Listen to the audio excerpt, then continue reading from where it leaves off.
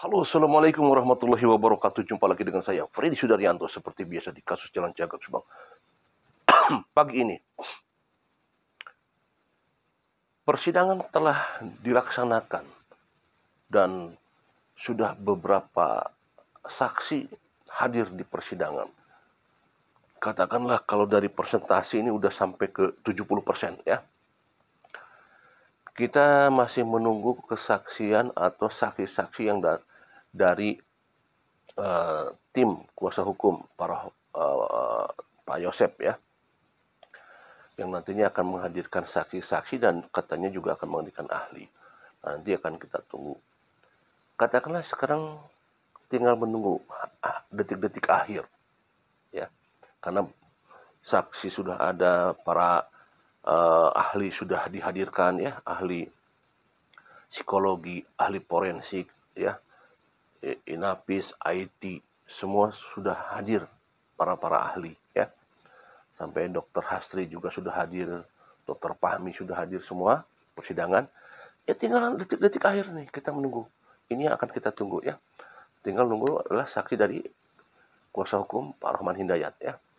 Nanti akan seperti apa. Dari katakanlah sudah 75%, 70% ini sudah katakan demikian ya.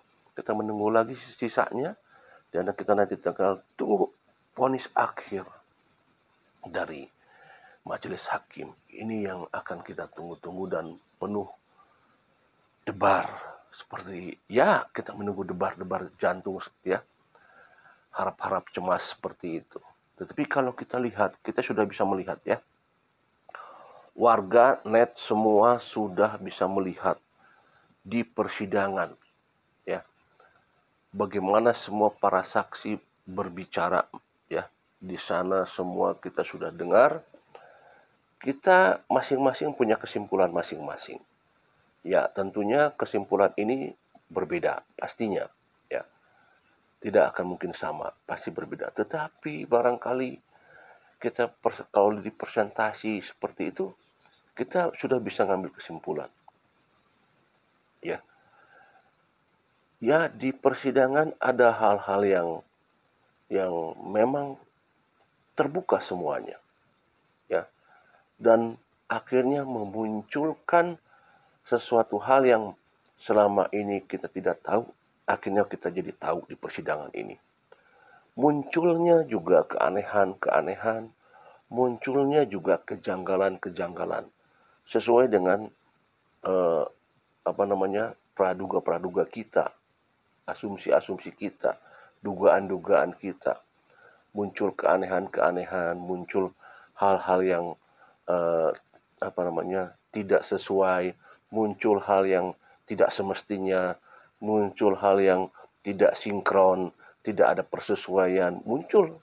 Itulah hal-hal yang sifatnya aneh dan janggal seperti di persidangan ini. Artinya bahwa kita bisa menduga-duga kira-kira apa nanti vonis kesimpulan daripada Bapak Hakim.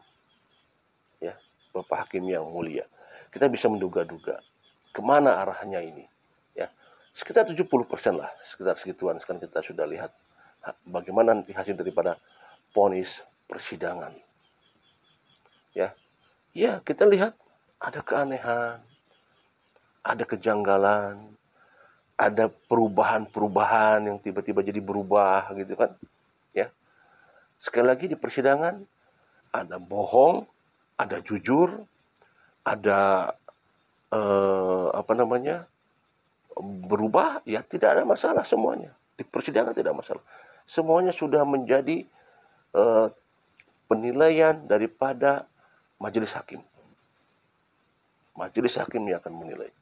Ya, baik dari segi kesaksiannya, dari segi psikolognya, ya, dari segi gesturnya, semua yang diucapkan, itu semua jadi penilaian Bapak Hakim. Ya, jelas itu akan menentukan nanti siapa kira-kira dan apa yang terjadi nanti di akhir vonis. Ya, apakah muncul vonis? Ya kan pertanyaan begitu ya. Pertanyaannya itu kan apakah akan muncul vonis sesuai dengan vonis yang disampaikan di surat dakwaan? Ya, di sana ada hukuman mati, hukuman seumur hidup, berapa tahun, atau bisa jadi bebas. Ya, itu kan semuanya bisa ada banyak kemungkinan, ya. Kemungkinan itu bisa-bisa saja terjadi. Tetapi sekali lagi kita hanya bisa mencermati. Apakah mungkin tersangka Yosef akan bebas? Nah, kita kan masih bisa membaca apakah vonis hukuman mati, apakah seumur hidup, apakah bebas. Kita semua hanya bisa menduga-duga sesuai dengan yang kita lihat di persidangan. Semuanya jelas ada di keputusan Bapak Hakim. Tapi jelas bahwa untuk Ramdhanu mungkin itu kan sudah jelas. Ramdhanu itu karena sudah mengakui dan sudah ada di bawah penguasaan LPSK dan sudah jadi justice collaborator.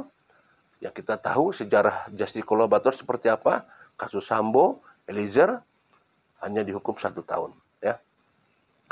Nah, bagaimana dengan saudara Ramdhanu nanti vonisnya? Nah, kita tunggu. Kita juga hanya bisa menduga-duga, kita hanya bisa ya menunggu, harap-harap cemas tentunya. Karena kita lihat kesaksian-kesaksian Ramdhanu dari awal sampai akhir konstan memang kalau kita lihat ya. Seperti apa yang disampaikan dari awal sampai akhir. Dan Danu juga menceritakan terus apa yang dia lihat, apa yang didengar. Juga bagaimana dengan kesaksian Pak Yosef. Kita lihat kesaksian Pak Yosef, malah terakhir kemarin ya, termasuk juga Ibu Mimin, Abi dan Arigi. Bagaimana? Coba, nah, kita lihat saja nantilah. Kita bisa menilai semua. Yang jelas bahwa inilah detik-detik di mana kita akan menunggu vonis yang sebenarnya nanti dari majelis hakim. Dan kita selalu berdoa agar bahwa kasus Subang ini tidak ada intervensi, tidak ada hal-hal yang sifatnya mengganggu dalam proses penentuan vonis nanti. Kita berharap, kita doakan seperti itu, dan Bapak Hakim diberikan kesehatan dan diberikan keputusan yang betul-betul keputusan atas dasar hasil daripada persidangan. Ya, kita berharap seperti itu, dan ya apapun hasilnya, kita sebagai warganet kita harus siap menerima apapun hasilnya. Ya, dari keputusan majelis hakim nanti.